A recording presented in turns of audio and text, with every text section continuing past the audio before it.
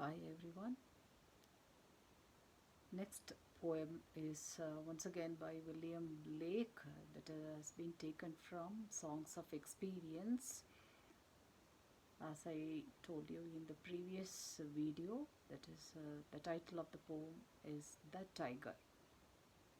The name itself denotes that it's an animal, stands for strength and stamina. How strong it is, how terrified it is when we pronounce the name of the tiger, the word tiger itself. So let me read out the poem. It has just 24 lines. Tiger, tiger, burning bright in the forests of the night, what immortal hand or eye could frame thy fearful symmetry? In what distant deeps or skies burnt the fire of thine eyes? On what wings dare he aspire? What the hand dare seize the fire? And what shoulder and what art could twist the sinews of thy heart? And when thy heart began to beat, what dread hand and what dread feet? What the hammer? What the chain? In what furnace was thy brain? What the anvil? What dread grasp? Dare its deadly terrors clasps?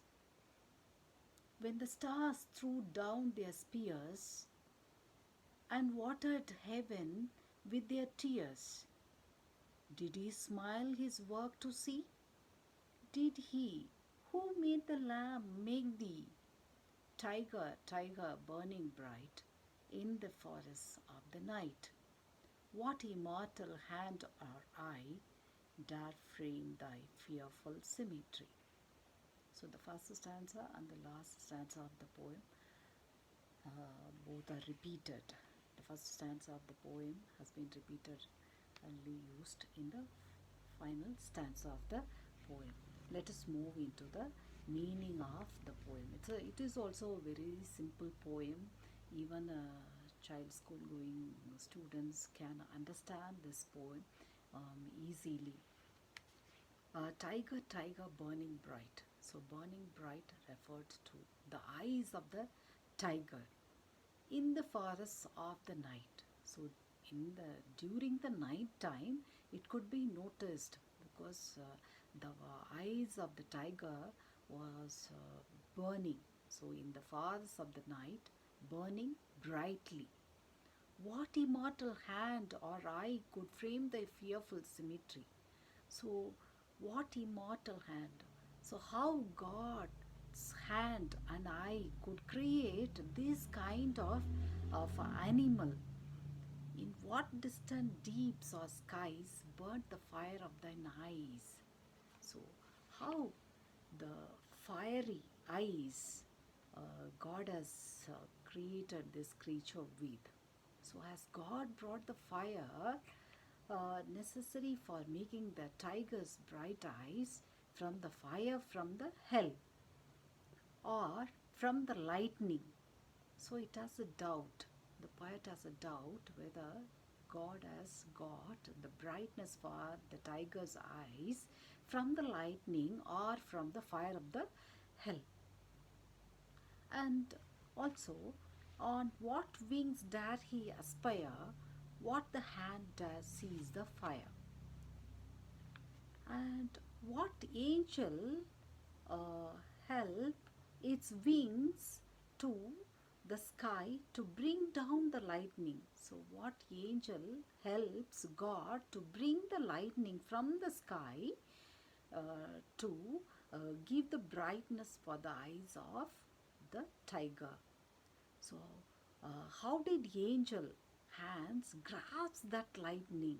So is it possible? So the poet amazed and wonder the brightness, looking at the brightness of the tiger in the forest. So that is in the second stanza.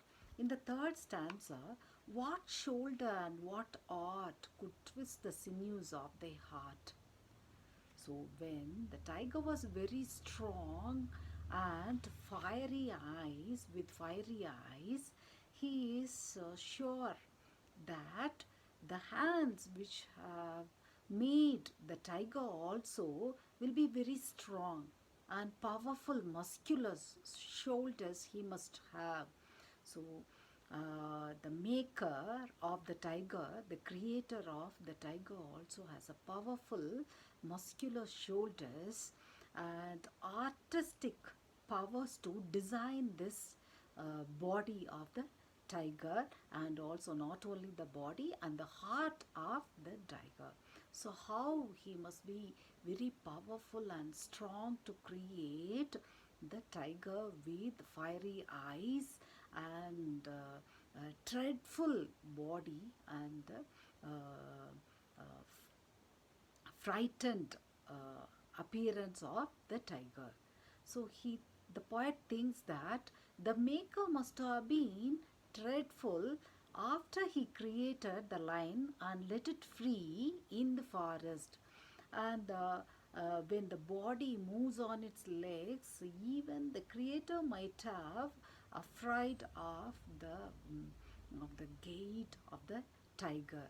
So that is interpreted in the stanza 3. And in stanza 4, the poet also wonders that how did the creator make the tiger? So, did he use any tools like hammer, chain, and anvil?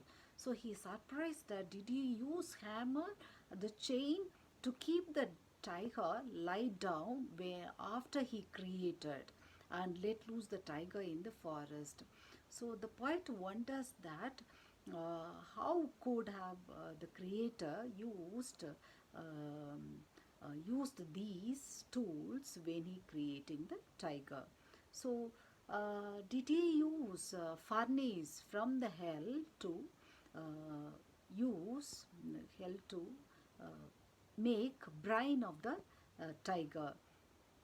And also, the poet wonders that the maker's dreaded hand uh, grasped the tiger, which prevented the tiger from escaping. So he's just imagined that how the creator might have created tiger. So did he protect himself from the tiger after he created? Because it was very strong creature in the forest. So how did he manage to uh, be uh, be away from the threatening and the fiery eyes and the dreadful behavior of the tiger? So that makes the poet wondered at the sight of the tiger itself. And then in the fifth stanza, the poet says that uh, uh, when the stars threw down, so the angels were quite confused at the sight of the tiger when they saw the terrible tiger walking freely through the forest, and they desperately threw their spears. They are frightened, they are afraid that how they are going to manage this tiger. So they threw their spear over the tiger, but uh, they became very disappointed that their spears cannot kill the tiger. So what happens was, as a result, they wept and the tears filled the earth. Okay, and God did not have any regrets for creating tiger. So he only created the humble, meek lamb, and he created the powerful, strong, fiery, frightened tiger. So the poet also quite baffled and confused that how it is possible for God to create lamb and also tiger. And he thinks that the same God who created the lamb would not have created the tiger. So the poem ends without any solution that he asked that question why God has created the lamb as well as the tiger. So here, God does not have any regret for creating both the tiger and the lamb, but the poet little confused that the God, when good is prevalent in the earth, why God has created such a bad creature, the strange or fearful, dreadful creature like tiger. So he has a doubt over the creation of God. So here in this poem, firstly, the poet was amazed by the unnatural brightness of brightness and the brilliance of the tiger's eyes. Okay, and then in the dark forest, the tiger's eyes looks burning fire. Okay, and then next, the the poet wonders at the amazing capacity or the strength of God, which grasped the fire and brought it up for making the tiger's eyes. So he amazed by the powerful hands of God who brought the fiery eyes, and he puts in the eyes of the tiger as if it is a fire from the hell. And he wonders that how creator could create such a massive and massive strong structure of the tiger, and he must have been engaged himself in a hard physical exertion while he developed his hands and shoulders in working towards the tiger, he thinks. So the parters or the creator's shoulders muscles are developed when he is engaged in the work of pressing the mud and molding that mud into the clay into a correct shape. So, in the same way, God's shoulders and hands are imagined by the poet, that God was strengthened by his work, by his creation. And also he imagined that God has used tools such as hammer, chain, anvil, and furnace to uh, create the tiger, make the tiger. And the tools also correspondingly very powerful, as the task was also a big one, gigantic one.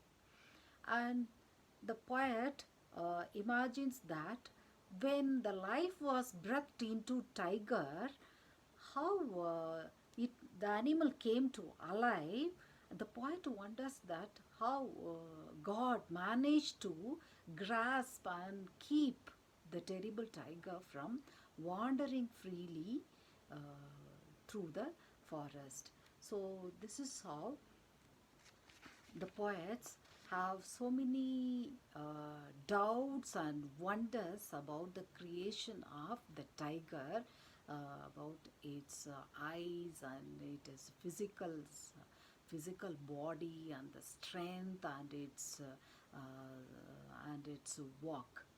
And also he even thinks about angels who did not welcome the tiger. So they welcomed the tiger as a God's creation, and they filled with terror looking at the tiger, and they quite confused that why God sets it free. And the angels also started throwing spears on the tiger, but they became very desperate that they could not kill the tiger, and their efforts have been proved unsuccessful, and they started weeping bitterly, thinking of their inability to safeguard themselves. And God laughed at the angels because they did not understand the the ulterior good which the tiger might do. The poet is puzzled by the self contradiction inherent in God's creative act, and he asks the question, why did God create the lamb and then tiger to prey on it? Why did God juxtapose good with good and evil? And does it not show God to be thoughtful, thoughtlessness, and irresponsible? So this question agitates the poet mind, and the poem ends unresolved. Okay, so this is the meaning of the poem, The Tiger. And you may notice the contradictory nature of the poem Lamb and also the tiger. So, when the poem Lamb, which represents the innocence, happiness, and peace, contentment, compassion, when you are reading the poem Lamb. But when you are reading the poem Tiger, it is quite contrary that you may notice tension, dismay, distress, and distraction. So, and the tiger is undoubtedly considered as a destructive animal, but the poet admires God's skill in creating both uh, the innocent lamb and also the tiger in this poem. Okay, and let us have some questions, and you may be clear about the poem. So here, the tiger's body has fearful symmetry. Okay, the fire in the tiger's eyes must have come from fire in dash. That is fire from hell. Hell is the answer. The tiger's brain was made in dash. So the answer is funnies. The god who made dash made the tiger also. The god who made the lamb made the tiger also. Who threw down their spears? The angels, they threw down their spears. And